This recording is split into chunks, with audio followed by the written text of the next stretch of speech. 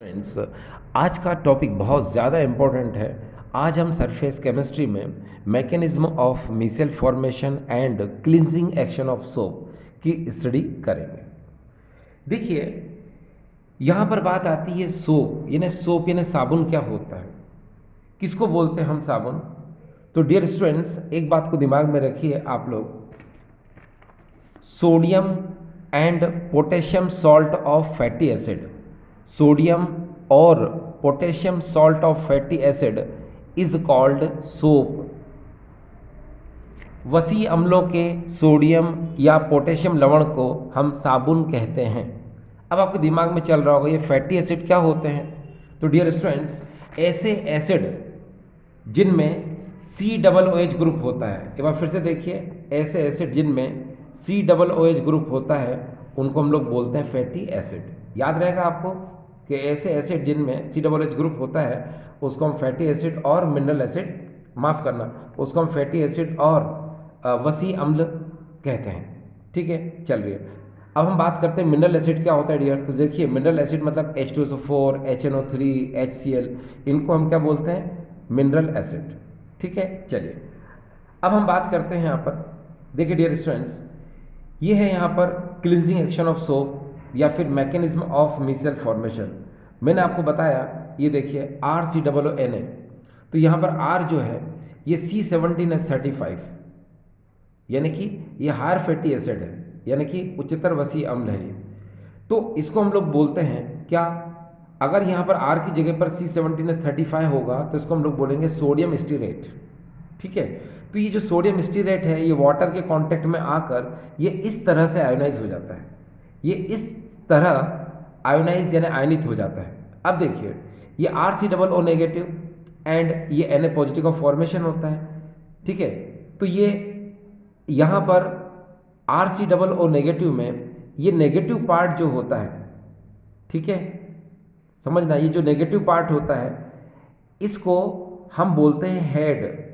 और जो आर का मतलब होता है हाइड्रोकार्बन पार्ट, ये जो आर होता है रेडिकल जिसको हम लोग बोलते हैं, है ना, यानी C17H35, इसको हम लोग बोलते हैं क्या, टेल।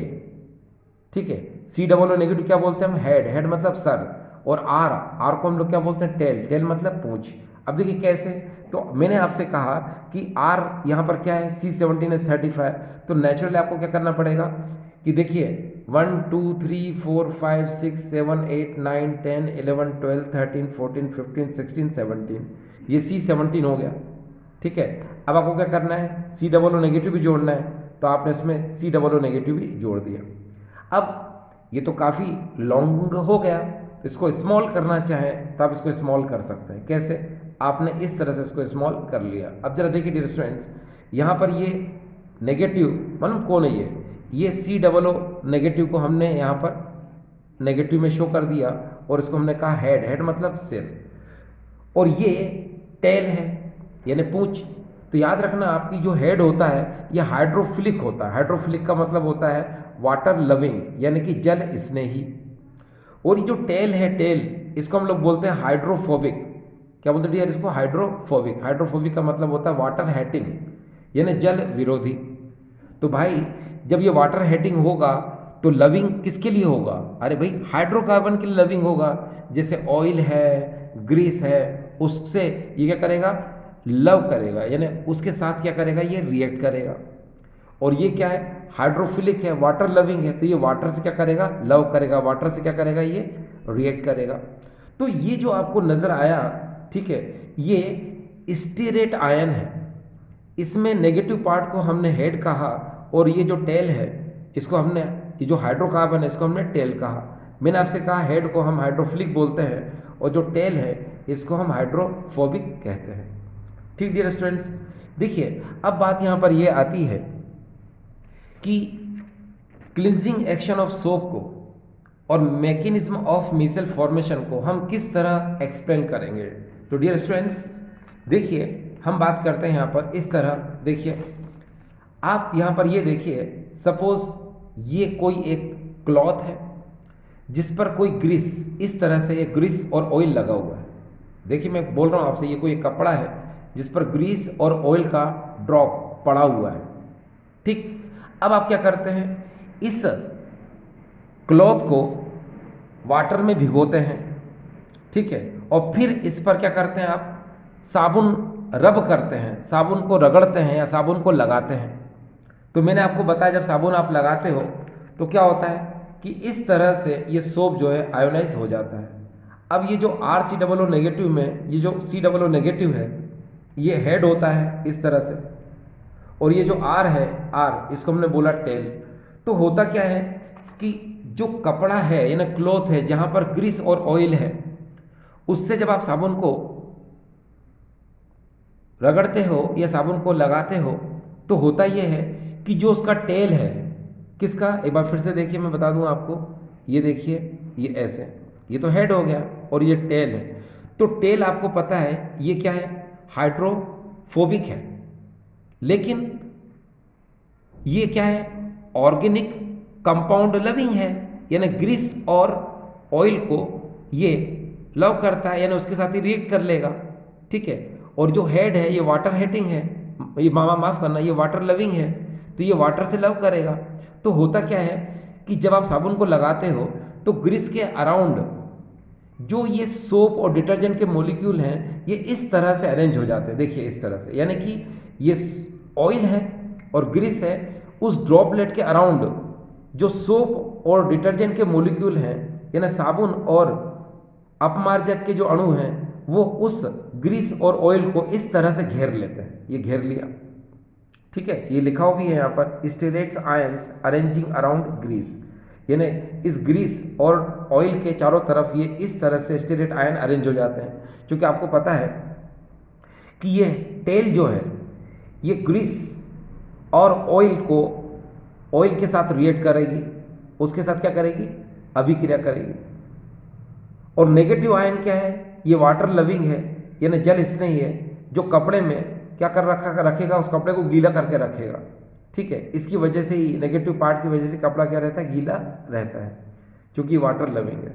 अब होता क्या है, सुनिए, ये जो नेगेटिव पार्ट है इसके नीचे जो टेल है, ये टेल बोलते हैं इसको, ये टेल क्या कर रहा है, इस कपड़े से, है ना, धीरे कर करके उस डर्ट एरिया को, ग्रीस को और ऑयल को निकालना शुरू कर देता है, ठीक है। क्या करना शुरू कर देता है, वो उसको निकालना शुरू कर देता है। और वो जो डर्ट और ऑयल है यानी ग्रीस और गंदगी या तेल है, वो उस जो कपड़ा होता है, क्लॉथ होता है, उससे वो ढीली हो जाती है, और ढीली होकर वो इस तरह से, देखिए आप बहुत ध्यान से देखना कि ये जो ऑयल है, ये देखिए, ये ग्रीस और ऑयल जो है ये इस तरह से, है ना, इसको मैंने शो किया। अब ये ग्रीस और ऑयल जो है ये इससे रिएक्ट कर चुकी है और कपड़े से ये ढीली हो चुकी है, ठीक है ना। अब होता ये है कि ये जो नेगेटिव आयन है, ये नेगेटिव आयन, ये COO नेगेटिव है ना, और ये ग्रुप में एक्शन करता है। ये क्या करता है, ग्रुप में एक्शन करके क्या करता है, देखो ये इस तरह से मैं अगर बोलूँ आपको, ये देखो ग्रुप में एक्शन कर रहा है, ये देखिए ग्रुप में एक्शन करने से क्या होगा, ये क्लस्टर बना लेता है, ये क्लस्टर बोलते हैं उसको। और ये जब ग्रुप में एक्शन करता है तो ये जो ऑयल और ग्रीस है इसको यहाँ से क्या करता है, हटा सकता है, इसको हटा ही सकता है। कब हटा सकता है, जब आप पानी डालोगे तो ये सब मिलकर के जो सोप और डिटर्जेंट के जो पार्टिकल हैं, क्योंकि ग्रुप में वर्क कर रहे हैं, इसको हम एसोसिएट कोलाइड भी बोलते हैं, यानी संयुग्मित कोलाइड भी कहते हैं, और ये क्लस्टर बना लेते हैं, इसी को हम लोग बोलते हैं टीम, एक साथ टीम वर्क कर रहे हैं। तो ये क्या करेंगे, उस ऑयल और ग्रीस को वहाँ से कब हटा सकते हैं, जब इस पर आप पानी को डालते हो, यानी वाटर इस पर स्प्रे करोगे तो पूरी गंदगी जो है यहाँ से साफ हो जाएगी और कपड़ा क्या हो जाएगा, क्लीन हो जाएगा। अभी भी स्टूडेंट्स हो सकता है आपको प्रॉब्लम हो, तो पहले थोड़ा सा देखिए क्या लिखा है मैंने, मीसेल फॉर्म्ड हो चुका है यहाँ पर। अब यहाँ देखिए, grease droplet surrounded by stearate ion, यानी कि जो ग्रीस और यहाँ पर ऑयल है इसके अराउंड ये स्टेरेट आयन इसको घेर चुके होते हैं, ठीक है। और कपड़े से ये ग्रीस और ऑयल वहाँ से ढीला हो चुका है, वीक बॉन्डिंग हो चुकी है, और जैसे आप वाटर डालोगे तो ये पूरा का पूरा, ये सारे के सारे ग्रुप में इसको खींच के ले जाएंगे, कहाँ, कपड़े से बाहर ले जाएंगे, और कपड़ा क्या हो जाएगा, क्लीन और साफ हो जाएगा, ठीक है। जैसे मैं आपके लिए एक एग्जांपल बताता हूँ, थोड़ी देर के लिए आप समझें। जैसे मान लो ये क्या है, एक छोटा सा काकरोच है। सपोज ये छोटा सा क्या है, काकरोच है। अगर मैं इस चींटी से कहूँ कि चींटी तुम इसको ले जाओ, तो ये नहीं ले जा पाएगी। अकेली चींटी इस काकरोच को कैसे ले जा पाएगी भाई, ले ही नहीं जा सकती। तो ये चींटी क्या करेगी, अपने फ्रेंड्स जो होते हैं अदर चींटियाज उनको बुलाएगी। ये देखो इस तरह से, ठीक है, इस तरह से बुलाएगी और ये टीम वर्क करेगी, है ना। अब टीम वर्क करके क्या करेगी, इस काकरोच को ये सब लोग मिलकर क्या करेंगे, अपनी तरफ क्या करेंगे, इसको खींचेंगे। क्या करेंगे, इसको अपनी तरफ क्या करेंगे, इसको खींचेंगे, ठीक है। तो फिर क्या हो जाएगा, ये काकरोच धीरे धीरे धीरे धीरे मूव करना शुरू कर देगा और एक डेफिनेट जगह पर ये सारी चींटियां जो हैं क्या करेंगी, इस काकरोच को ले जाएंगी और उसको जो है धीरे धीरे धीरे करके सब खा जाएंगी।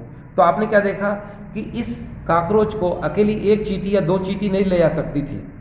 इसको ले जाने के लिए इन लोगों ने क्या किया, ग्रुप में वर्क किया। इस ग्रुप को ही हम टीम वर्क कहते हैं। और इसी चीज़ को अगर आप ध्यान से देखें तो इन्होंने क्या किया, क्लस्टर बना लिया। ये ग्रुप में वर्क कर रहे हैं, ठीक है, यहाँ पर ठीक है। इसी तरह से जैसे चींटी ने वर्क किया और काकरोच को ये ले गई, उसी तरह से यहाँ पर भी क्या कि ऑयल और ग्रीस को इन्होंने क्या किया, कपड़े से, है ना, क्या कपड़े से ढीला कर दिया और जैसे आप पानी डालोगे तो सारे मिलकर क्या करेंगे, कपड़े से इसको बाहर कर देंगे और इस तरह से कपड़ा क्या हो जाएगा, क्लीन हो जाएगा, ठीक है। अब डियर स्टूडेंट एक बात को जरा गौर करिए आप, ठीक है, ध्यान दीजिएगा। यहाँ पर कोई अगर आपसे पूछता है कि मीसेल क्या होता है, तो स्टूडेंट्स एक बात को दिमाग में रखिए कि मीसेल क्या होता है। तो सुनिए क्या होता है, सोप के जो मॉलिक्यूल्स होते हैं वो लोअर कंसंट्रेशन पर स्ट्रॉन्ग इलेक्ट्रोलाइट की तरह बिहेव करते हैं, यानी कि ट्रू सॉल्यूशन की तरह बिहेव करते हैं। निम्न सांद्रता पर जो साबुन के अणु होते हैं वो प्रबल विद्युत पदार्थ या सच्चे विलेन की तरह व्यवहार करते हैं। लेकिन हायर कंसंट्रेशन पर ये सोप और डिटर्जेंट के जो मॉलिक्यूल होते हैं ये कोलाइडल बिहेवियर शो करते हैं, क्योंकि सोप और डिटर्जेंट के जो मॉलिक्यूल होते हैं ये हायर कंसंट्रेशन पर ग्रुप एक्शन करते हैं, टीम वर्क करते हैं, ठीक है, ये एग्रीगेट होकर वर्क करते हैं। तो इसी को हम लोग बोलते हैं क्या, मीसेल, ठीक है, यानी कि ग्रुपिंग एक्शन को, यानी कि टीम वर्क को, ठीक है। तो इसको हम लोग क्या बोलते हैं, मीसेल। जैसे आप यहाँ देखें कि इस ग्रीस और ऑयल को हटाना था तो ये सारे आपस में कंबाइन हो जाते हैं, ये टीम में वर्क करते हैं और क्या करते हैं, जैसे पानी डालोगे तो ये सब मिलकर के इस डर्ट और इस ग्रीस को यहाँ से बाहर ले जाएंगे और कपड़ा क्या हो जाएगा, क्लीन हो जाएगा। हिंदी में सुने, उच्चतर सांद्रता पर जो साबुन और अपमार्जक के अणु होते हैं वो कोलाइडी बिहेवियर यानी कि कोलाइडी व्यवहार दर्शाते हैं। ये साबुन के जो कण होते हैं ये सामूहिक रूप से वर्क क्रिया करते हैं, सामूहिक रूप से क्या करते हैं, कार्य करते हैं। इस साबुन के कण को जो सामूहिक रूप से कार्य करते हैं, मिलकर कार्य करते हैं, समूह में कार्य करते हैं, इसे ही हम संयुग्मित कोलाइड कहते हैं, इसे ही हम मीसेल कहते हैं। ठीक डियर स्टूडेंट्स, तो आपने इस बात को समझने की कोशिश की। अब डियर एक बात को जरा ध्यान से समझने की कोशिश करें। देखिए, अगर मैं आपसे कहूँ किसी कपड़े को जिस पर ऑयल लगा हुआ है या फिर मान लो ग्रीस लगा हुआ है, उसको ओनली वाटर से साफ करो आप, तो आप कहेंगे सर ओनली वाटर से साफ हो ही नहीं सकता, ठीक है। उसको क्लीन करने के लिए या तो हमको डिटर्जेंट की ज़रूरत पड़ेगी या फिर हमको साबुन की ज़रूरत पड़ेगी। तो सही बात है ना। तो आप इस बात को ज़रा समझने की कोशिश करो कि कोई अगर आपसे पूछता है कि इमल्शन क्या होता है तो आप क्या जवाब देंगे, इमल्शन क्या होता है। तो सुनिए, इमल्शन वो कोलाइडल सिस्टम है जिस पे dispersion medium and disperse phase both are liquid, यानी दोनों ही क्या होते हैं, इसमें लिक्विड होते हैं। हिंदी में सुने, वह कोलाइडी तंत्र जिसमें परीक्षण माध्यम एवं परीक्षित प्रवस्था दोनों ही द्रव होते हैं उसे हम पायस कहते हैं, ठीक है। और आपको पता है इमल्शन जो पायस होता है ये अनस्टेबल होता है। कैसे अनस्टेबल होता है, जैसे मान लो एक बोतल है, उस बोतल में आप पानी ले लेते हैं, ठीक है, और उसके बाद उस बोतल के ऊपर की तरफ आप मस्टर्ड ऑयल की कुछ ड्रॉपलेट्स डाल देते हैं। फिर आप क्या करते हैं, उस बोतल को वाइग्रसली एजिटेट करते हैं, उस बोतल को तेज़ी से हिलाते हैं। तो जो मस्टर्ड ऑयल की जो ड्रॉपलेट्स हैं वो पूरे वाटर में क्या हो जाती हैं, स्प्रेड हो जाती हैं, पूरे वाटर में, पूरे जल में क्या हो जाती हैं, फैल जाती हैं। लेकिन थोड़ी देर बाद अगर हम उस बोतल को रख दें तो वापस से क्या होती हैं, दो अलग अलग सेपरेट लेयर हमको ऑब्टेंड होती हैं। तो हम समझ गए कि इमल्शन जो होता है वो अनस्टेबल होता है, ठीक है। तो उसको स्टेबलाइज करने के लिए, उसको स्थायित्व प्रदान करने के लिए हम क्या करेंगे, हम उसमें सर्फ और डिटर्जेंट मिलाएंगे। अब आपके दिमाग में चल रहा होगा कि कैसे मिलाएंगे, तो सुनो, हम बोतल लेंगे, फिर उसमें वाटर मिलाएंगे और मस्टर्ड ऑयल की ड्रॉपलेट्स मिला देंगे और वाइग्रसली एजिटेट करेंगे उस बोतल को, और जब स्प्रेड हो जाएगा सारा का सारा ऑयल उस बोतल में, तो हम सडनली यानी अचानक उसमें हम सर्फ और डिटर्जेंट मिला देंगे। और सर्फ और डिटर्जेंट मिलाने से क्या होता है कि ये सर्फ और डिटर्जेंट जो होता है ये उस ऑयल की ड्रॉपलेट के ऊपर एक लेयर बना लेता है। लेयर बनाने से क्या होता है कि doesn't combine together and form separate layer. ये ऑयल ड्रॉपलेट हैं, ये अब आपस में मिल करके एक, है ना, सेपरेट लेयर का फॉर्मेशन नहीं करेगी, यानी कि ये आपस में संयुक्त होकर ये, है ना, एक तेली परत का निर्माण उस बोतल में पानी के ऊपर नहीं कर पाएगी और पूरे जल में क्या रहेगी, वितरित रहेगी। तो आपने इसमें सोप और डिटर्जेंट क्यों मिलाया, उसको स्टेबिलिटी इंक्रीज करने के लिए, उसके स्थायित्व को प्रदान करने के लिए। तो डियर वही चीज़ आप थोड़ा देर के लिए जरा समझने की कोशिश करो। कैसे कि जब ये कपड़ा है, क्लॉथ है, इस पर ग्रीस और ऑयल लगा हुआ है, ठीक है, आपने साबुन लगा दिया है, ठीक है, और इसका जो हाइड्रोकार्बन टेल है यानी पूंछ है, इसने उस कपड़े से उस ग्रीस और ऑयल को निकाल दिया है। और जैसे ही आप वाटर डालते हो तो सारा का सारा ये गंदगी जो है यहाँ से डर्ट एरिया वाटर के साथ बाहर की तरफ निकलता है। निकला? तो डियर जरा सोचो दिमाग से कि जो डर्ट एरिया बाहर निकल रहा है वो क्या है, स्टेबल इमल्शन है। कैसे स्टेबल इमल्शन? क्योंकि आपने देखा होगा उसमें डस्ट पार्टिकल, ऑयल और ग्रेस, वाटर एंड साथ में सोप और डिटर्जेंट पार्टिकल है, और ये सब मिलकर क्या करते हैं, स्टेबल इमल्शन का फॉर्मेशन करते हैं। तो आप ये भी कह सकते हैं कि स्टेबल इमल्शन यानी कि स्थायी पायस बनने की वजह से भी कपड़ा क्या हो जाता है, क्लीन हो जाता है, कपड़ा क्या हो जाता है, साफ हो जाता है। या फिर आप ये तो बोल ही रहे हो क्या कि इमल्शन, माफ़ करना, मीसेल के फॉर्मेशन की वजह से भी क्लिनजिंग एक्शन ऑफ सोप होता है। तो यस, ये भी बोल सकते हो। तो अब आप दोनों तरह से इसके आंसर को एक्सप्लेन कर सकते हो। ठीक dear students, I hope you can understand very well. आप इसको बहुत अच्छे से समझ चुके होंगे। ठीक डियर स्टूडेंट्स, थैंक यू।